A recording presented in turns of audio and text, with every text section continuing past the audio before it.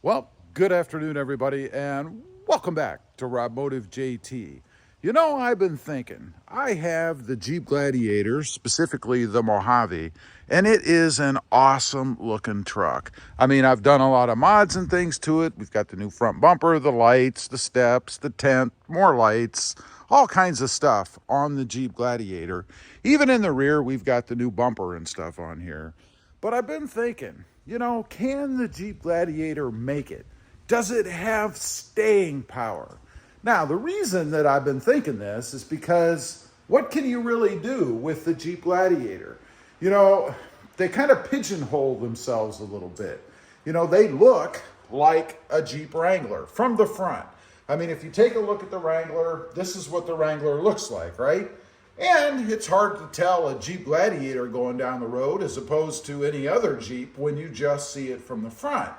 And that's because Jeep or Chrysler or whoever they are now has gone with the traditional look for their mid-size truck, which I think is awesome. I think they've done a great job. I think the Jeep Gladiator is one of the best mid-size trucks out there, especially when it comes to the fun factor, driving it. If you're an off-roader, I mean, Jeep is number one, right? Nobody beats a Jeep.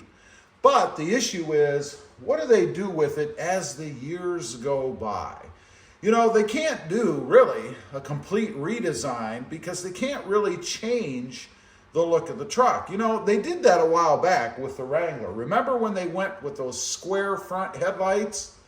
The enthusiasts hated it. Nobody liked those. Well, maybe 2 or 3 people did. But eventually they went back to the round lights because that's what people wanted. Now, you may be looking at our Jeep Wrangler back here, and this is my wife's, by the way, and saying, well, wait a minute, you changed the whole front end. Well, that's what my wife did. It's what she wanted. We had a little talk about that, actually, about changing the front end, and that's really the heritage of the Jeep Wrangler. But nonetheless, she wanted it this way. Me, I prefer the round headlights, but it's her Jeep. So anyway, back to the Gladiator. What can they really do to it? Well, I think what they're depending on is developing a large, loyal audience, a large, loyal group of customers, just like the Jeep Wrangler has. Because you need those folks so that you can maintain the same look, style, design that you have over a broad or a big period of time. Because Jeep really can't change the truck without becoming just like everybody else out there. I mean, imagine if Jeep went with let's pick on Toyota, a Tacoma-ish looking mid-size truck. Well, it wouldn't really be a Jeep anymore, would it? It'd be just like every other truck out there because you see, every other truck out there copies the Tacoma too.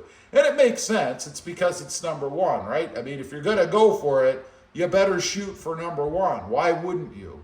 But I don't think Jeep can do that. I think if they did that, they would lose that aura that the Jeep has that they're developing with the Wrangler. Again, it brings me back to the question, are there going to be enough devout enthusiasts out there when it comes to the Gladiator to keep buyers coming back after they use up the life of their existing Jeep Gladiator? That's going to be interesting to see. Now, as far as what they can do, obviously they can tweak with options and things and capabilities and stuff like that with the Gladiator. One of the ones that I think they should tackle next is an easy way to remove that hardtop by yourself.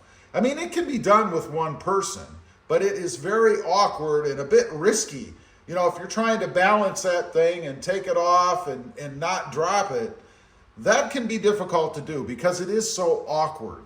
They've got the weight down and the material that they use, but nonetheless, it's still pretty darn awkward when you mess with it. I've seen people do it. There was somebody on the web a while back, some guy, he took it off, proving that you could do it yourself. And I was just waiting for him to drop it. It was awkward for him to do it. He was a pretty big guy. I mean, it wasn't some tiny guy. But even so, trying to balance the weight of the thing, it's just awkward, and that's the problem. What I think Jeep needs to do is cut it down the center somehow with their latches and seals and all that stuff, like they do with the Freedom panels in the front, so that it can be split into 2 pieces and much easier to handle for just one person.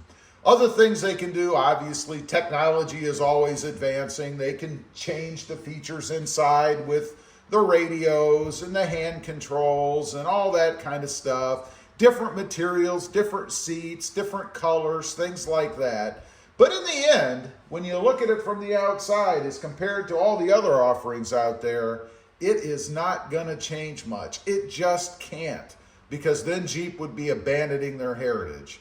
Anyway, I was just thinking about that this morning as I was out there gazing at the gorgeous Jeep Gladiator and thinking, what can they really do with this thing to improve it or change it to keep people interested? Not much. Leave a comment. Let me know what you think. Do you think the appearance of the Jeep Gladiator, the exterior, the styling of it is going to get old? And what can Jeep really do about it? I'd be curious to know what you think. Also, real quick, I do have 2 additional channels. Mod Driven, all about the Honda Civic 6-speed manual transmission. It's a coupe. Love the car. Doing lots of mods and things on that. Check it out. And Rob Motive, of course, all about the Toyota Tacoma. Have a look at the channels, and if you're interested, why not subscribe? And while you're at it, smash the subscribe button here too. Thanks for watching. Stay safe out there. Bye.